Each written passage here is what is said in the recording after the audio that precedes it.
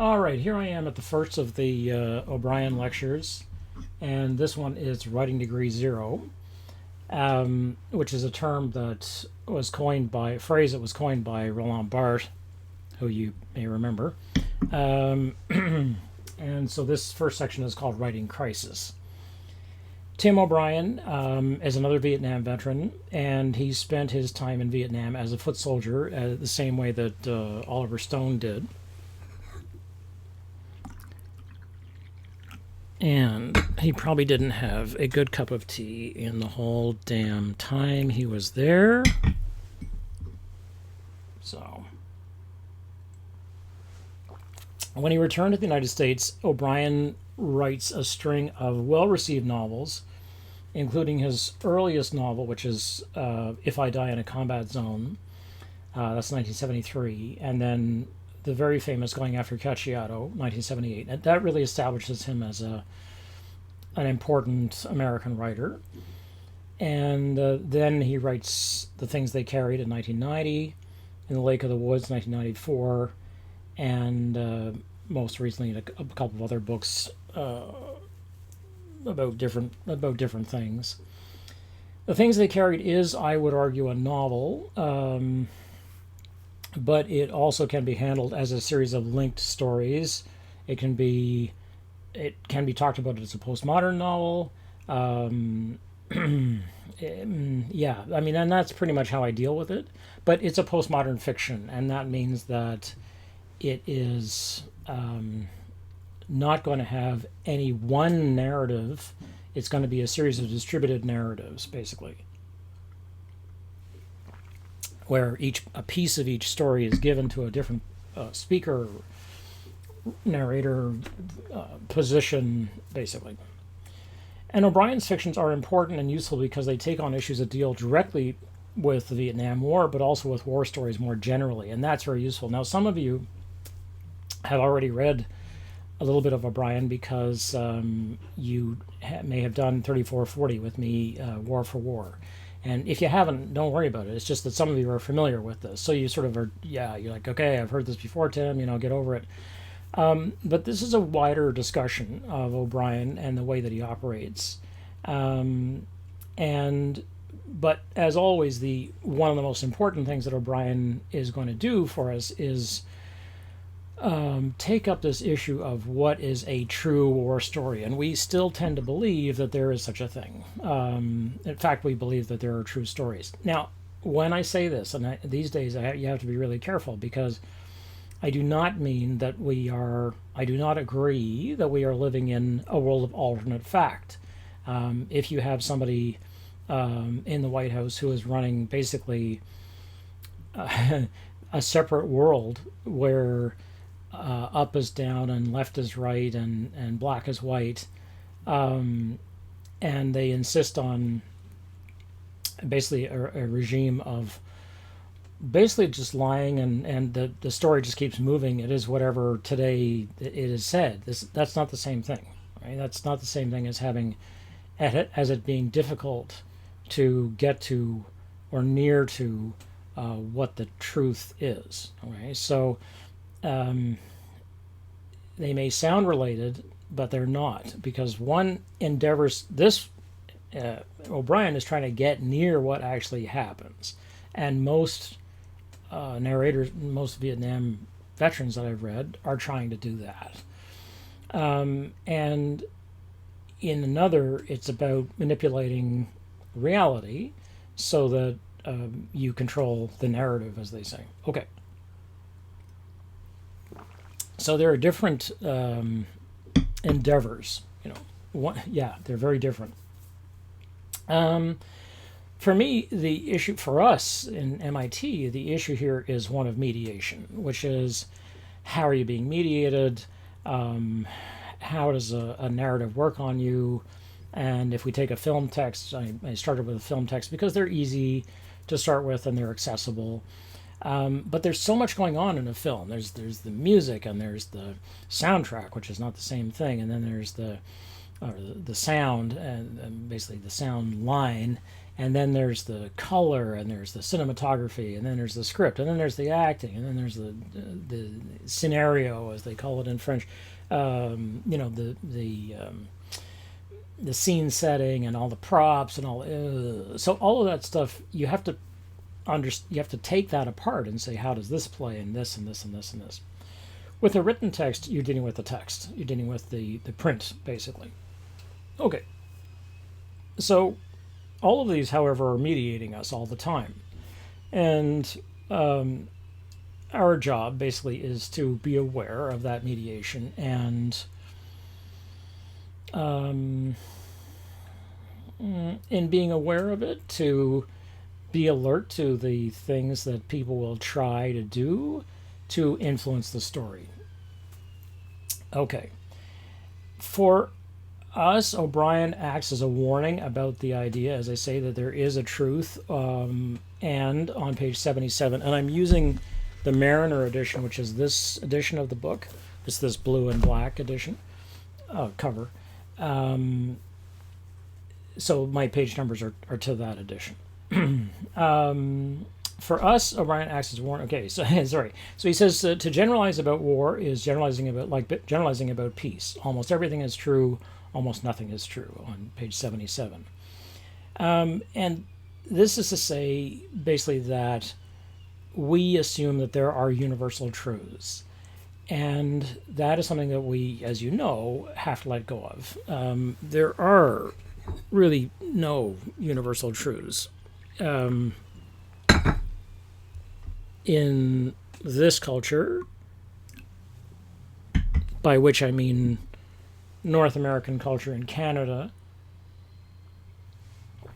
in the early 21st century, at this particular moment in time, with this particular group of people who are working together on this particular set of issues, this group, we have a set of assumptions about what life is and when life ends and when life begins and those things.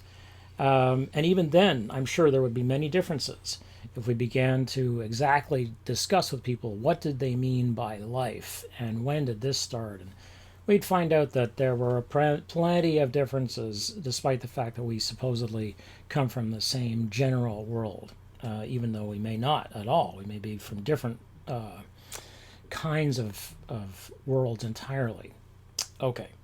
So truths are then determined by culture and by consensus, among other things.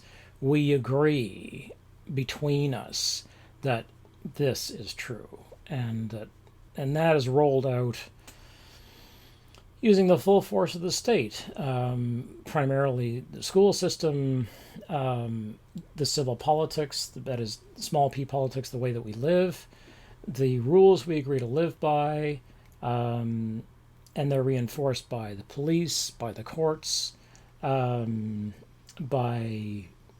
the clergy, if you're a believer, by social networks. By that I don't mean digital networks, although that's a reinforcer, but it's driven by basically your core beliefs.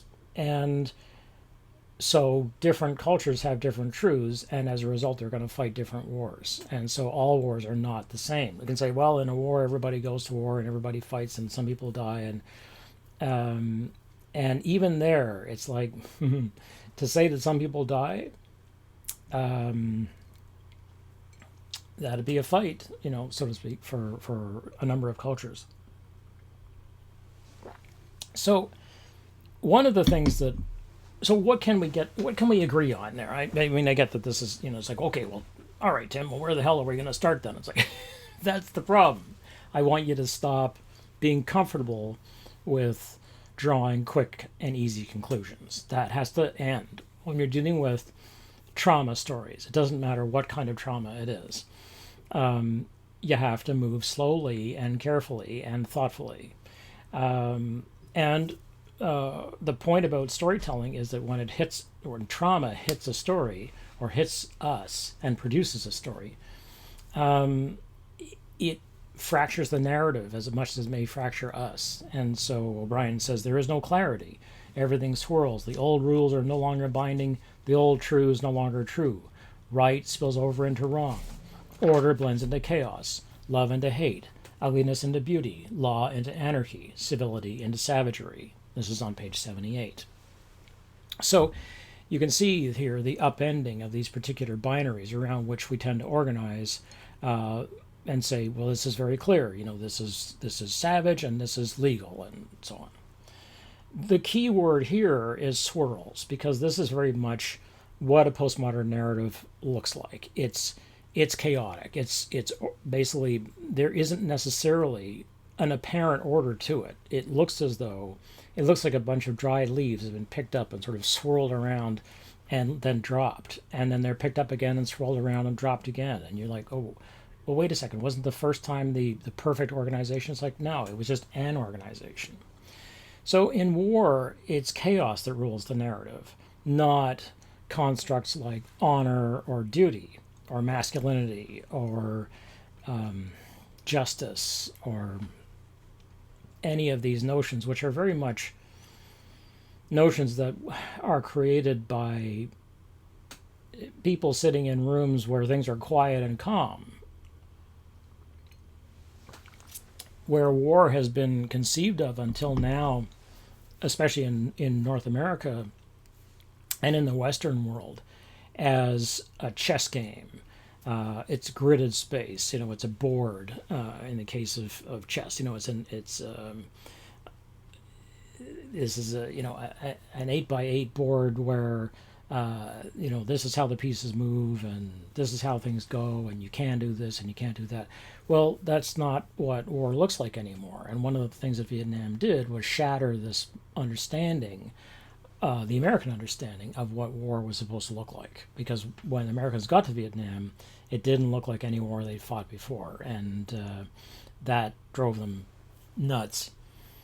When a guy dies, this is on page 68, like Kurt Lemon, you look away and then look back for a moment and then look away again, and the pictures get jumbled. You tend to miss a lot. So there's this quality of, you don't just stare at an object and get the truth out of it. You look and then you look back, and then you look away again. And each time you look back, your head is got full of new information, basically, and there's new junk in your head, and then that goes on. There's more than the more you look, the more junk there is. The point is that what we think is junk actually is the story. And we just are not comfortable with it like that. We would like to be organized. We would like to get it into a grid and make it fit. Because you cannot see any event twice, the reality that you looked at the first time is already gone and has been replaced by another one, and then another one, and another one.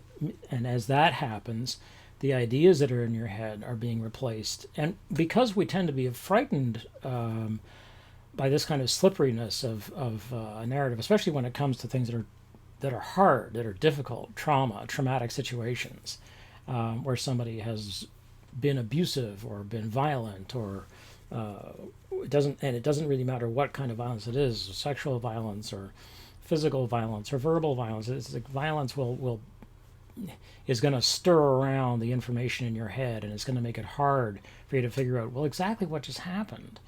Then this is when basically O'Brien's revising of a view, basically, of how to look at a narrative can be helpful to us. And so that's a place to start. Let's start there.